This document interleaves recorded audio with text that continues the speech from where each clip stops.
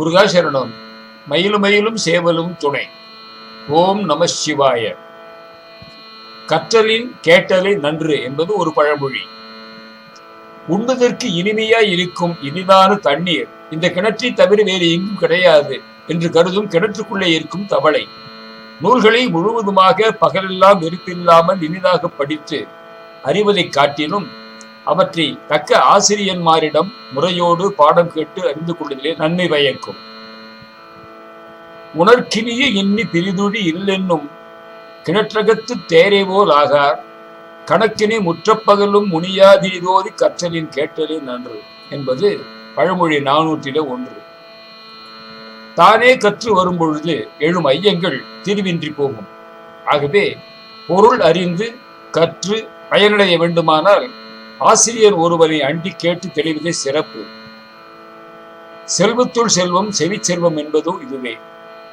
மணிவாசக பெருமானும் சிவபுராணத்திலே அல்லல் பிறவி அறுப்பானே ஓ என்று சொல்லற்கரியானை சொல்லி திருவடி கீழ் சொல்லிய பாட்டின் பொருளுணர்ந்து சொல்லுவார் செல்வர் சிவபுரத்தில் உள்ளார் சிவனடி கீழ் பல்லோரும் ஏத்த பணிந்து ஓ என்று முறையிட்டு துதித்தற்கு அருமையானவனை துதித்து அவரது திருவடியின் மீது பாடிய பாட்டின் பொருளை அறிந்து துதிப்பவர் சிவநகரத்தில் உள்ளவராய் சிவபெருமானது திருவடி கீழ் சென்று எல்லோரும் துதிக்க வணங்கி நிறைவேறுவார்கள். சிவகுமாரனான முருகப்பெருமானை போற்றி துதிக்கும் அருணகிரி பெருமான் ஞானசம்பந்த பெருமானை தனது குருநாதராக போற்றி அவர் வழியிலே சந்த பாடல்களை பாடியிருக்கிறார் என்பதை அறிவோம். இதயத்தினுள்ளே இறைவன் இருக்க இடரேதும் இல்லை என்று ஆணையிட்டு கூறும் அருட்பதிகமாம் கோளறு பதிகத்தின் பாடல் விளக்கத்தை இமயவரம்பன் என்னும் இணையதளத்தின் மூலம் அறிந்தேன். ஒலி வடிவிலே அதனை அளிக்க விழைந்து அதனை படிக்க இருக்கிறேன். அதோடு மேலும் அடியேன் கேள்விப்பட்ட சில கருத்துக்களையும் தெரிவிக்கிறேன். நமது இந்த பதிவுகளில் உள்ள ஓவியர் திரு பத்மவாசன் அவர்கள் வரைந்த சித்திரங்களை 2021ஆம் ஆண்டு டிசம்பர் மாதம் 16ஆம் தேதி முதல் 11 நாள்களுக்கு தினமலர் நாளிதழில் பதிகத்தின் பாடல் விளக்கத்தோடு வெளியிட்டார்கள். அவற்றை அடியேன் சேமித்து வைத்துள்ளேன். ஆனால் அதை ஒலி வடிவமாக கொடுக்க முயற்சி செய்யவில்லை. நேற்று அடியனுடைய திருப்புகழ் சகோதரர் திரு வெங்கடகிரி அண்ணா அவர்கள் இதன் 2 சித்திரங்களை கட் செய்தி அஞ்சல் மூலமாக வாட்ஸ்அப் மூலமாக பகிர்ந்திருந்தார். அப்பொழுதுதான் அடியன் தலையில் ஒரு மோதிர கையில் குட்டு வாங்கியதும் பாடல் விளக்கம் பதிவு செய்ய எண்ணம் உதித்து இன்று துவங்கியிருக்கிறேன். இதை பதிவு செய்ய அடியனை செயல்பட வைத்த அவருக்கு நன்றிகள். பதிவுகள் நிறைவேற அடியவர்கள் அருளையும் இறையருளையும் வேண்டுகிறேன். முதலில் 4வர் 4 மணி மாலையில் திருஞான சம்பந்தர் குரு வணக்க பாடலை பார்ப்போம். பூவான் மலிமறி நீர் பொய்கை கரையினையர் பாவான் மொழி ஞானப்பால் உண்டு நாவான் மறித்தின் செவிய முதாய் வார்த்ததினான் தண்டை வெறித்தன் கமலமே வீடு. தாமரை பூக்களால் நிறைந்த தூய்மையான நீரை உடைய தடாகக்கரையிலே உமையம்மையால் கொடுக்கப்பட்ட ஞானப்பாலை உண்டு அமுதமாக தேவாரப்பாக்களை என் செவிகளுக்கு அளித்து பிரானாகிய திருஞான சம்பந்தரது தண்டை அணிந்த மனம் பொருந்திய தாமரை போன்ற திருவடியே அடியனுக்கு வீடு பெற்று அளிக்க வல்லது. ஆளுடை பிள்ளை என்றும் ஞானப்பால் உண்ட செல்வர் என்றும் போற்றப்படும் திருஞான சம்பந்த பெருமான் பாடிய கோளறு பதிகம் தமிழ் வேதமாகிய தேவாரத்தின் 2ஆம் திருமுறையிலே இடம்பெற்றிருக்கிறது. இப்பதிகத்தை அனுதினமும் பாடும் அடியவர்களுக்கு கோளும் நாடும் வினையும் வருத்தாமல் நன்மையே செய்யும் என்று பலன் கூறுவர். இந்த பதிகத்தின் பண் பியந்தை காந்தாரம், பாவகை எண் சீர் சந்த விருத்தம். அஞ்சுவது யாதொன்றும் இல்லை, அஞ்சு வருவதும் இல்லை என்றார் அப்பர் பெருமான். உள்ளத்திலே இறைவன் வீற்றிருக்கும் பொழுது அச்சத்திற்கு அங்கே இடம் இருக்காது. துன்பம் விலகி நலம் பெருகும். அப்பரை போல இந்த உண்மையை தரும் மெய்யுணர்வாக கொண்டு தீமையை எதிர்த்து நின்ற சிவனருள் செல்வர்கள் தலையாயவர் திருஞான சம்பந்தர். கோளும் நாளும் தனக்கு சாதகமாக இல்லை என்றாலும் ஆளும் அரசனும் தடுத்து நின்றாலும் இறைவனின் தாளும் நீரும் துணை என்று துணிவு கொண்டு வாதிலை வென்ற சென்னா புலவர் இவர். சம்பந்தர் பாடிய கோளறு பதிகம் கற்பவர் நெஞ்சில் கவலை ஒழித்து தளிப்பளித்து தெளிவேற்றும். நாள்தோறும் படிப்பவர்களை பஞ்சபூதங்களும் அஞ்சி வணங்கிடும். கோளும் நாளும் அடியாரை வந்து நலியாத வண்ணம் உரை செய்த சொல் மாலை என்று போற்றப்படும் இந்த கோளறு பதிகத்துக்கு பொருளும் விளக்கமும் அளிக்கும் திருவருப்பேற்றி அருளிய சிவபெருமானின் திருக்கடலை பற்றாக கொண்டு இந்த பதிவினை தொடங்குவோம். கோள் என்ற தமிழ் சொல்லுக்கு கொள்ளுதல் என்று பொருள். நம் மனம், சொல், செயல் இந்த அனைத்தையும் ஆட்கொண்டு நம் வாழ்வின் மீது ஆதிக்கம் செலுத்தும் சக்தி படைத்ததால் நவகிரகங்களை கோள்கள் என்று அழைக்கிறோம். அரு என்றால் விளக்கு அல்லது நீக்கு என்று பொருள். பதிகம் என்பது 10 பாடல்களை கொண்ட ஒரு தொகுப்பு. எனவே கிரகங்களின் ஆதிக்கத்தை விலக்கி நம் வாழ்விலே நலம் கொடுக்கும் இந்த 10 பாடல்கள் கொண்ட தொகுப்பு கோளறு பதிகம் என்று பெயர் பெற்றது. பாண்டிய நாட்டரசன் நெடுமாற பாண்டியன் சமண சமயத்தை சார்ந்து இருந்தவையை மங்கையர் கரசியார் வாயிலாக அறிந்து கொண்ட சம்பந்த பெருமான் மதுரைக்கு புறப்பட்டார். நாளும் கோளும் நலமாக இல்லை என்று அறிந்தும் சிறிதும் மனம் தளராமல் உமையொருவங்கன் உள்ளத்திலே இருக்கும் பொழுது கிரகங்கள் நல்லதே செய்யும் நல்லதே செய்யும் என்ற 10 பாடல்களை பாடிவிட்டு மதுரை மாநகரை அடைந்தார். பாண்டிய மன்னனின் வெப்பு நோய் அகற்றி சிவபக்தனாக மனமாற்றம் அடைய செய்தார். அதனால் வெகுண்ட சமணர்களை அனல்வாதத்தாலும் புனல்வாதத்தாலும் வென்றார். கோளறு பதிகத்தில் எல்லா பாடல்களிலும் முதல் 2 அடிகளில் இறைவன் திருவுருவத்தை வர்ணிக்கிறார் சம்பந்தர். அப்படிப்பட்ட திருவுருவை என் உள்ளத்திலே நான் வாங்கி கொண்டதால் என்னை கோள்கள் அணுகினாலும் நல்லதையே செய்யும் என்கிறார். அதனால் கோளறு பதிகத்தினை வெறுமனே படிப்பதைக் காட்டிலும் இறைவனின் திருவுருவை மனதிலே வாங்கி கொண்டு பாராயணம் செய்தால் பலன் நிச்சயம் உண்டு. பொதுவாக சம்பந்தர் பாடிய ஒவ்வொரு பதிகத்திலும் திருக்கடைக்காப்பு என்று கூறப்படும் கடைசி பாட்டில்தான் அந்தந்த பதிகத்தின் பலனை கூறுவது வழக்கம். ஆனால் கோளறு பதிகத்தில் ஒவ்வொரு பாட்டிலும் பலன் கூறப்பட்டிருப்பது இந்த பதிகத்துக்கே உரிய தனிச்சிறப்பு.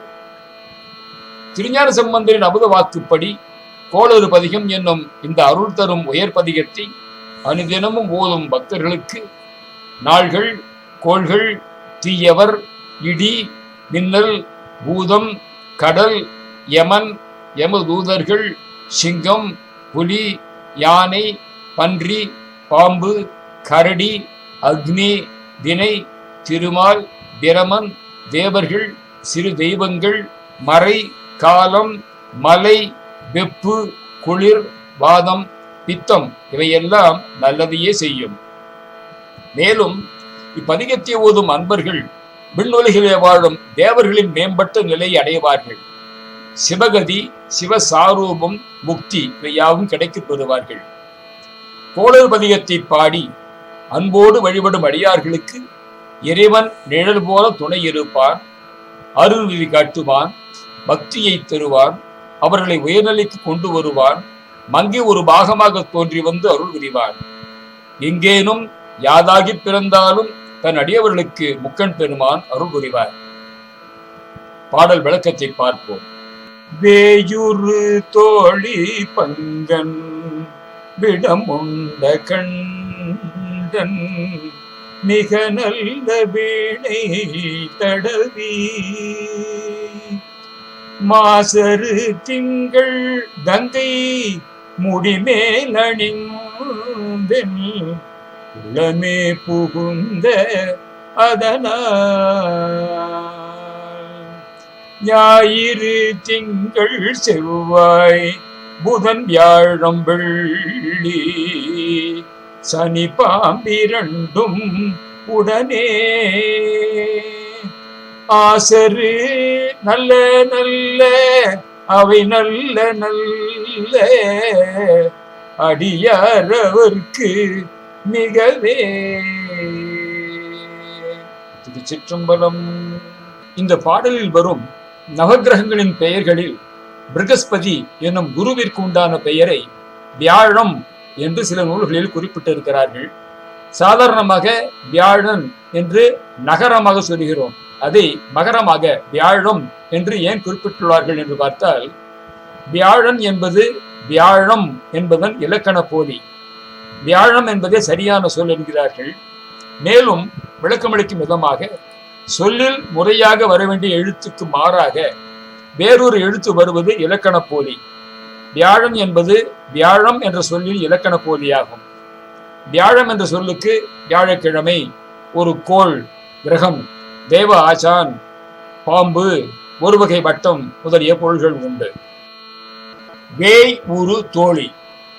மூங்கில் போன்ற தோளை உடைய உமையம்மையை பங்கன் ஒரு பாகமாக கொண்டவனும், விடம் உண்ட கண்டன், ஆழகால விடத்தை உண்ட கழுத்தி உடையவனுமாகிய சிவபெருமான் மிக நல்ல வீணை தடவி மகிழ்ச்சியுற்ற நிலையிலே மங்கள வீணையை மீட்டிக்கொண்டு மாசரு திங்கள் கங்கை முடிமேல் அணிந்து குற்றமற்ற குளிர் நிலவையும் கங்கையையும் முடிமேல் சூடிக்கொண்டு என் உளமே புகுந்த அதனால் என் உள்ளத்தில் புகுந்து குடிகொண்டிருக்கும் காரணத்தினால் ஞாயிறு திங்கள் செவ்வாய் புதன் வியாழன் வெள்ளி சனி ஞாயிறு முதலான 7 நாட்களும் பாம்பு 2 உடனே ராகு கேது என்று சொல்லப்படும் 2 பாம்புகளும் இவை உள்ளடங்கிய 9 கோள்களும் அடியார் அவருக்கு மிகவே சிவனடியார்களுக்கு மிகவும் ஆசரு குற்றமற்ற நல்ல நல்ல நலத்தை கொடுக்கும் நன்மையை செய்யும்.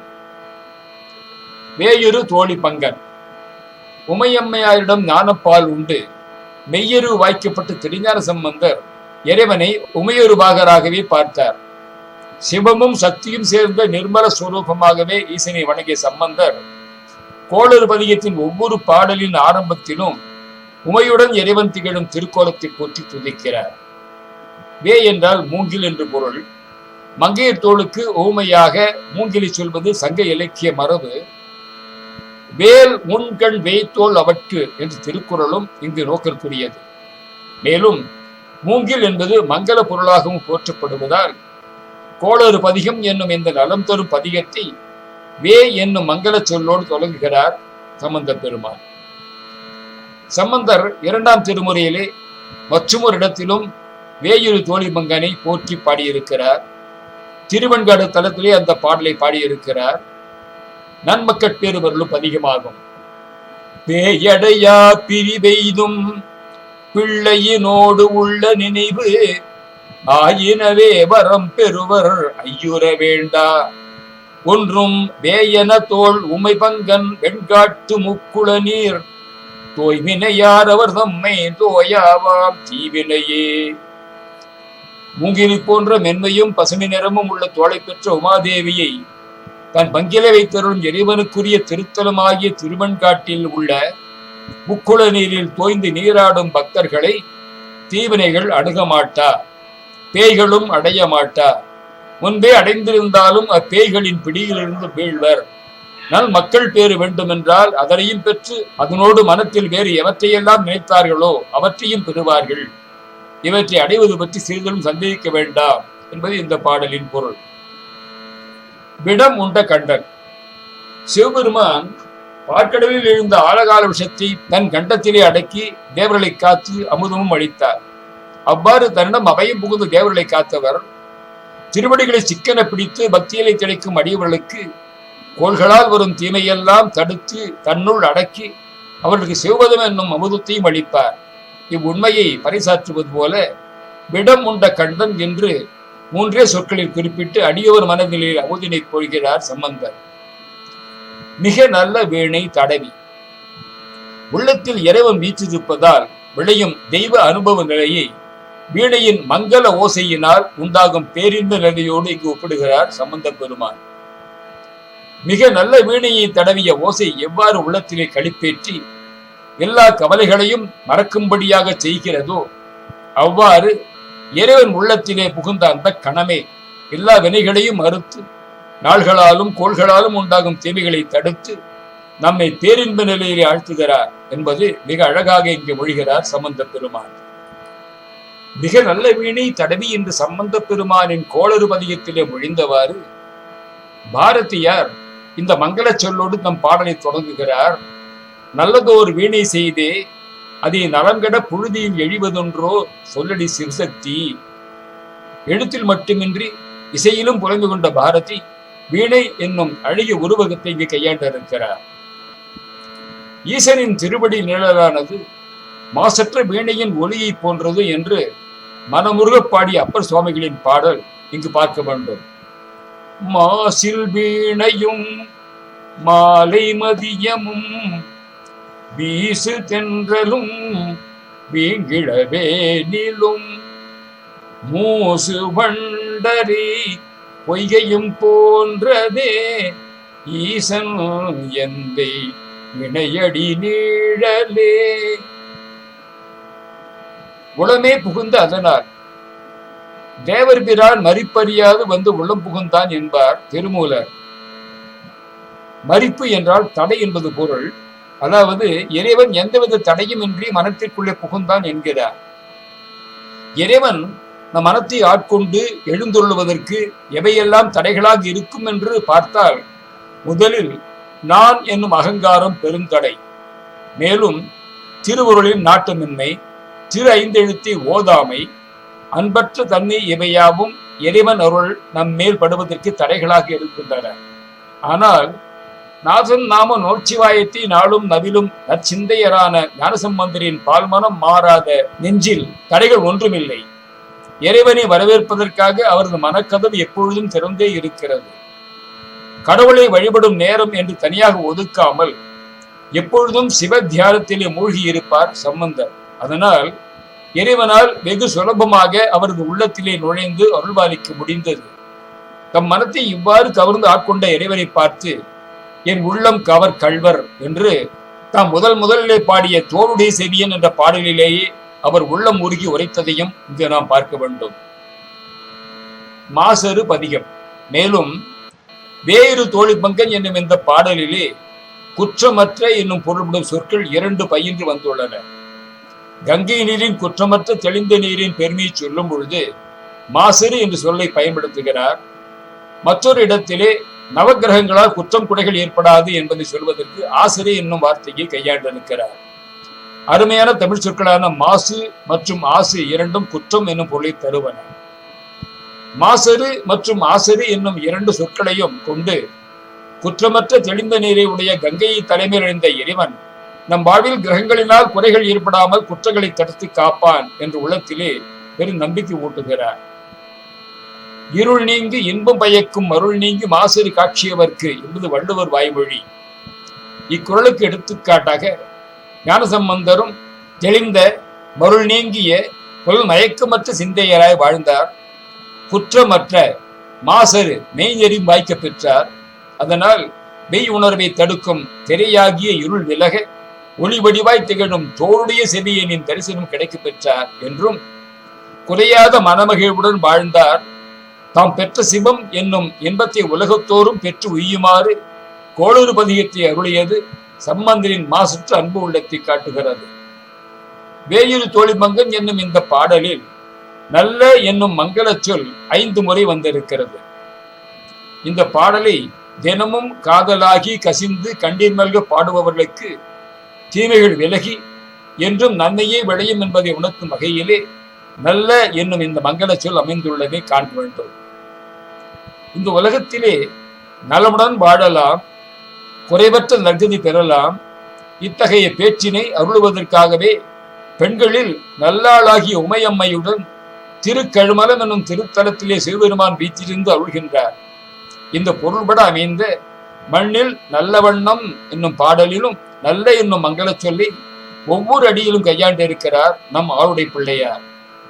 மண்ணில் நல்ல வண்ணம் வாழலாம் வைகளும் எண்ணில் நல்ல கதிக்கு யாதும் ஓர் குறைவில்லை கண்ணில் நல்லகுதுரும் கழுமல வளநகர் பெண்ணில் நல்லாளொடும் இருந்தகை இருந்ததே.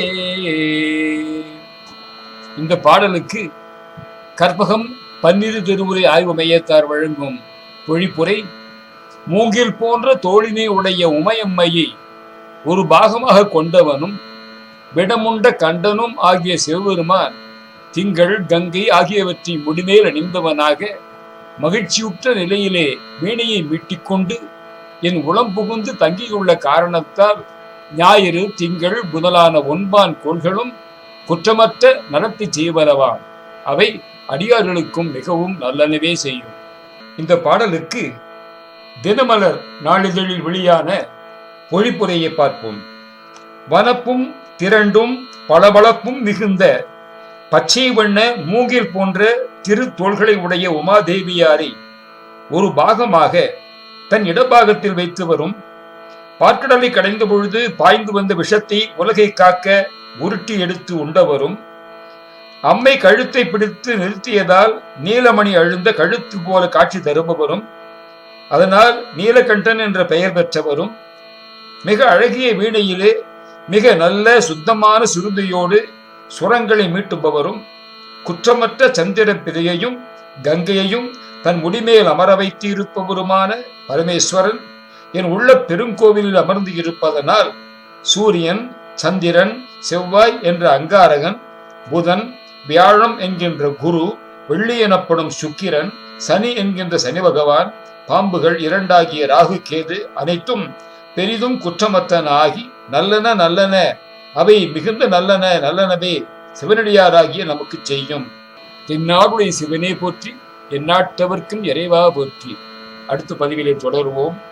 ஓம் நம சிவாய.